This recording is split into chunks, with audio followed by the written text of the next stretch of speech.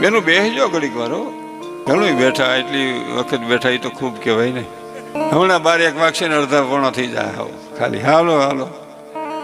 નાસવા વાળી લેવો ને ફોરેનથી 5 ફૂટની કાચ જેવી ને 1000 રૂપિયા ટિકિટ રાખો ને, ટિકિટ પહેલા વેચાઈ જાય. અને પડકાની જે મામા મામા વળ લેતી હોય ને નાસ્તો હોય ને બધા જોતા હોય હમણાં, અને એનો ખેલ પૂરો થઈ જાય ને તો મારી જેવા 72 વર્ષ વાળા કોક બેઠા રહી, હવે કઈ આવશે, હવે તારું મોત આવશે.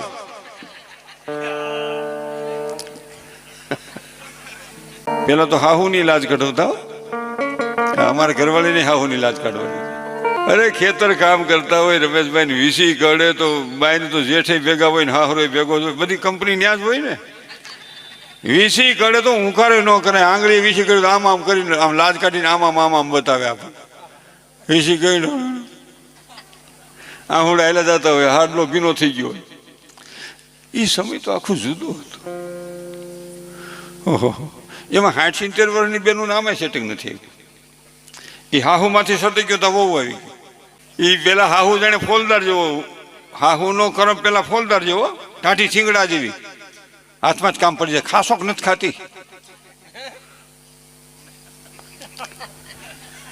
એ માંડ ડોસી સેટક્યા ને તા બહુ આવી ગયા. મમ્મી બોલો શું છે? રસોઈ કરી રાખજો, હું ફરવા જાઉં છું, આવું છું હમણાં, આવીને આરોગી જાઉં.